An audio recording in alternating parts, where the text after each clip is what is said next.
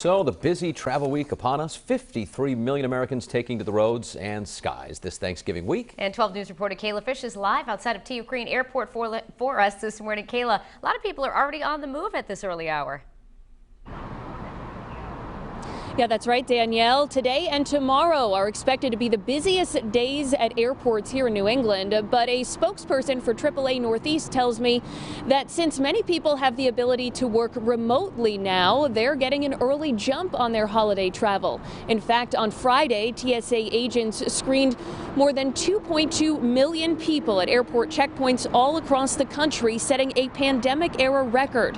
Officials at TF Green telling 12 News they plan on screening over 5,000 people a day during their busiest times this week. That's more than double compared to last year. Not only can you expect bigger crowds, but higher prices too, with some ticket prices jumping hundreds of dollars, a far cry from what they were last year. Boston area college students met with sticker shock as they headed home for Thanksgiving. $500, $600 round trip, and it was just kind of outrageous. To be honest, I have been used to the kind of pandemic prices where it was like $100 round trip.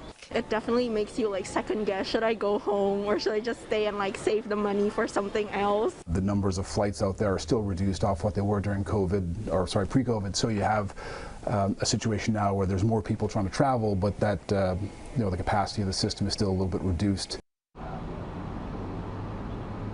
Now, those travel numbers are expected to remain high through the end of this year at least, but the uptick in travelers is also coming amid an uptick in COVID cases. We'll take a closer look at the rise in COVID cases here in Rhode Island and other travel concerns and precautions you can take coming up in the next half hour. For now, live in Warwick this morning, I'm KAYLA Fish, 12 News. Other news now, millions of Americans on the move this Thanksgiving week, but those rising travel numbers also being met with rising COVID case numbers. And 12 News reporter KAYLA Fish is live in Warwick, and she's talking about some of the precautions being recommended during this holiday week. Well, the latest COVID data from the Rhode Island Department of Health shows that the COVID transmission rate in the state is still considered high. In fact, the last time the transmission rate was as high as it is right now was back in February. The uptick in the number of cases comes as millions of southern New Englanders are expected to hit the road or hop on a plane for the Thanksgiving holiday.